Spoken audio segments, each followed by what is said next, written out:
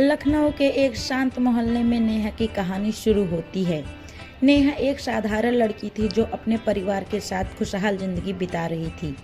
एक दिन उसने अपने नए पड़ोसी आर्यन से मुलाकात की। आर्यन एक रहस्यमयी लड़का था जो हाल में ही उनके मोहल्ले में आया था। उसकी आंखों में एक अनकहा दर्द छुपा था जिसने नेहा को उसकी ओर खींचा। नेहा और आर्यन के बीच जल्द ही दोस्ती होने लगी। आर्यन अक्सर नेहा को अपनी किताबों के बारे में बताता और नेहा को उसकी बातों में गहरी रुचि हो गई।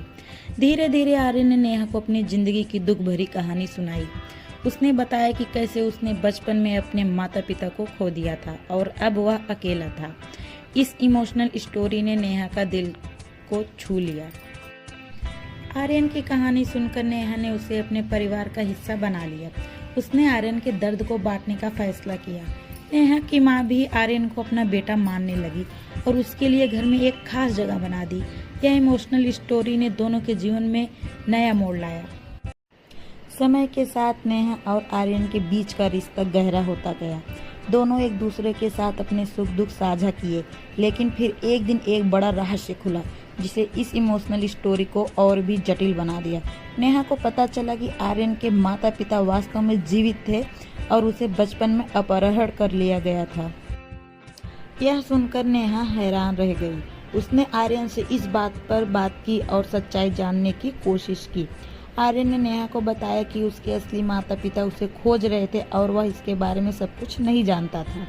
नेहा ने आर्यन को उसके असली परिवार से मिलाने का निश्चय किया। उसने आर्यन को समझाया कि अपने असली माता पिता से मिलना उसके लिए कितना महत्वपूर्ण है। इस इमोशनल स्टोरी में यह मोड़ नेहा के लिए भी बहुत कठिन था, क्योंकि उसने आर्यन को अपने दिल से करीब माना था। नेहा और आर्यन की कहानी में एक नया अध्याय शुरू हुआ। जब आर्यन अपने असली माता पिता के साथ रहने लगा, हालांकि उनकी दोस्ती में कोई कमी नहीं आई। आर्यन अक्सर नेहा से मिलने आता और दोनों अपने जीवन की नई घटनाओं के बारे में बात करते।